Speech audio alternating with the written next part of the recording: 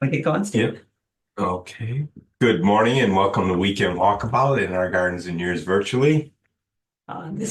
We're coming to you from gardenaz.org. I'm Janet McConvich, And I'm Stephen Nicola. and our topic today is indoor gardens, the new age of indoor gardens that's going on. And it's not Weekend Walkabout 169. Whoa, sorry, Stephen. Oh, It is Weekend Walkabout 170. I thought so. There's I'm not always sure. something that I miss when I'm going through and putting the thing Yeah. together. And we'll start as we usually do within our garden as winter begins. I am giving up on Indian summer.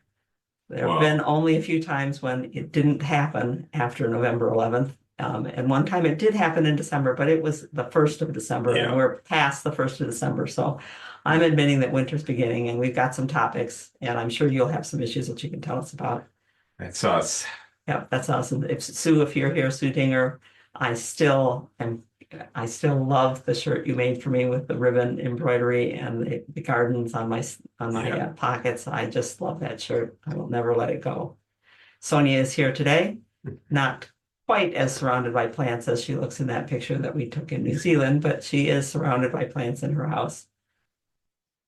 Um, and you know about our website. You know that we're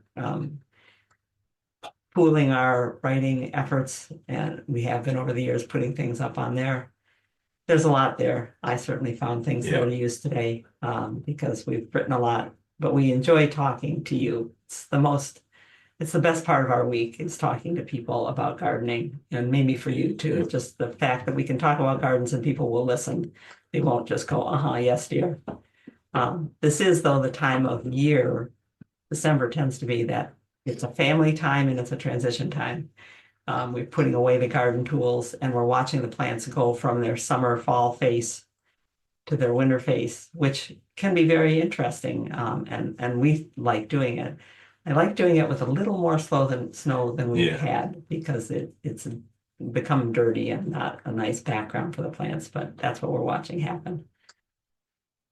So we had my son and his family over for was that on It Thanksgiving? was after Thanksgiving. I think we might have done, didn't we do The tree branch. tacos? Yeah, Yeah. but we did, yeah. Oh yeah, it was Thanksgiving Day. Anyway, so That's right. so there are all kinds of reasons to be getting together, and that does take time, so we can give up the garden. Sonia is very glad. She sent us a picture, very glad and very proud, and we're proud of her. She got all her fall gardening done in the garden before the Yes. snow came down. And as And she the was snow did come down and there. as she was explaining describing a little bit ago, they've got about 8 inches right now. Not as much as in Barrie or on the far northwest of Toronto. I think Watertown was going to get 2 feet of Oh, snow. jeez. Yeah. And on our Thanksgiving get together, the day after Thanksgiving, with quite a few of my siblings and friends, we did for a second time what might become a tradition, which is painting what we call the faux window. It's a piece of plexiglass that I built a frame for to put on the wall and shine the light through it. And everybody chipped in, put their paintbrushes to work to make a turkey and signed it. And it It brightens up the does room, definitely brightens up the kind room. of a garden for the winter time. That's been this week's activity. And we did our annual redecorating of the branch early. Generally, I take the ornaments off. If I have a new branch, I put the new branch up. I do that on Christmas Eve, and the grandkids have for years been helping me put new ornaments on. But they're not going to be in town Christmas Eve, so we did it a bit early. We have I did put them in. This year it's a sports theme. We found some ornaments that actually were our ornaments that were basketballs and Yeah. soccer balls and whatever, but most of them we cobbled out of toys. So we can look up into the branches and see ducks wearing baseball outfits and soccer balls and skateboards and surfers and no surfers, bowling balls. And it's a lot of fun to do this. Yeah. And I And get to do that. right, it is now the season. That's Stephen and our three granddaughters. The If village you of if you want Rochester. to see him at the Village of Rochester, you can go to the gazebo today or tomorrow. He's there all afternoon. Yeah, 11 to 4 today. Yeah. And that means that I have to take on the job of suit maintenance. Maintenance. The lambs, sheepskins that we use for trim have to be brushed out to be soft for the kids. The first time that I saw little kids with him, with one of the first suits that we made for him, which had the fake fur, Faux. the Yeah, fake fur. faux fur. You watch these little bitty kids, 18 months old, and they reach out and touch Santa's fur. And I said, I want them to touch something softer. They than like it soft. They Yeah. do. I wish I thought about using rabbit, but it sheds too much. Plus, I hate to think of how many rabbits it would take to make that. to make that suit. Yeah. But what questions do you have? Uh-oh. Oh, David, we have a hand up. Please go ahead. Oh, hi, Dave. Okay, good morning. I Well- just would like to speak to the power of anticipation in this season. Uh-huh. I have last few years been presenting some amaryllis, either kits if they're able or already put together, to homebound or others who are struggling with looking at a long winter kinds of things. And what I've found is, because it takes 4, 6, 8 weeks for that to grow, and there's multiple blooms and that kind of thing, it gives them something every day to look at and to look forward to, Yes. instead of just worrying about the past. So Yes, it is. It is I great. recommend. I even have done a few amaryllis from Lowe's that have turned out quite well. Don't have to go with the fancy ones imported from wherever. Yeah, one year we were able to find daffodils in December. It was when you were laid up, and I ran over to George, and they found daffodils, and we put them in one of the bulb forcing pots. And it's just, even if they don't bloom great, because a lot of people don't put them in enough light To bloom. to get them to make a really good bloom. It's still just nice to see something growing. Something is breathing with you. Thank you, Dave. Oh, looks like someone else is in line, which is great.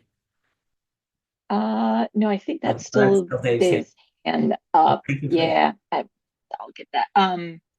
But we do have a question that I got from Barbara about whether it is time to renew subscription yet. And I said, well, you can renew your subscription at sort of any point, but it's a good opportunity to have you guys do just a little pitch for webinar renewal.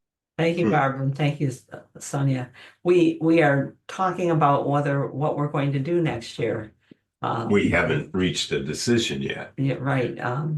The topics that we've done so far have been topics that we've had some basis for looking into, and we're not sure that we have enough new things.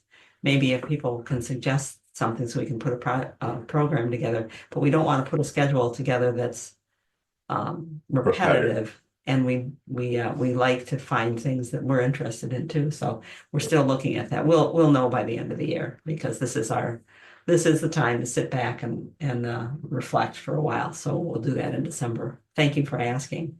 And whatever we do, we will make sure that all of you know it first, and have the best break that we can give you for covering the cost. I will also pitch that for anyone who feels like they would like to email Janet and Steve with suggestions or directions, that I suspect there are certain webinars that the repetition is no bad thing, and people would actually really enjoy and benefit from hearing, for instance, the same pruning webinar, but it'll be a little bit different when you tell it this way, and people will have the same and different questions. So I think some repetition as a teacher is probably okay, but I will let the audience confirm or deny my suspicion there. I thank you for that comment, Sonia. And we have been told over the years, there have been people who've come up to us and said, I've heard you do this talk 4 times and it's different every time, and I like it. It's more for us that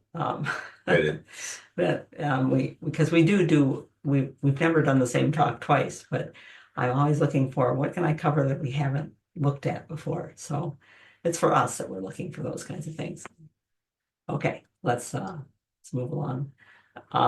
Do you give up digging this time of year? I want to know about that. Maybe you do. That canna right there which has now died down and there's snow on top of it. The only thing standing there is the euphorbia, and the geranium is still green. But those canna's roots are fine. I one year dug until about the 1st of January. I had a number of cannas and dug up another one every few days. And they were fine into January. So if you haven't dug up a dahlia or a canna, there's probably still have been enough cover and not enough depth of freezing in the soil that you can dig it up and plop it into the corner of the garage someplace and see if it makes it through. And I don't see any questions coming up in chat about that. I thought there might be. And when you can see the grass, we're being told that we have some grubs or something in the lawn, but not many. I walked across here and I looked, do a square foot there, Steve. Show them it's a square foot. So there's maybe 1, 2, 3, 4, 5, 6, 7 grubs per square foot.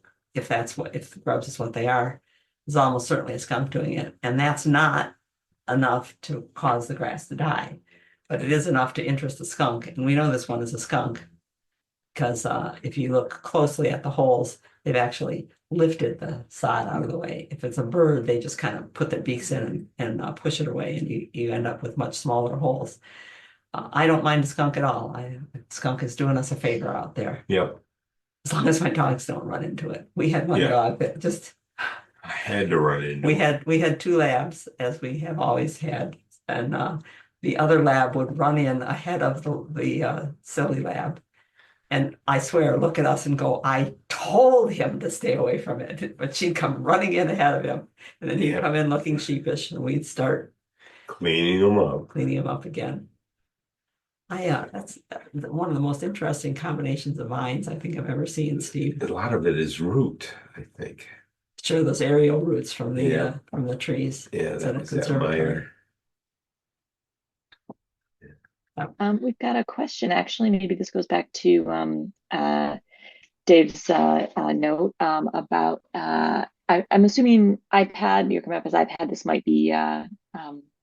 Well, I won't guess at who iPad is, but how many weeks should my amaryllis? I think amaryllis be in a cold, dark place before repotting.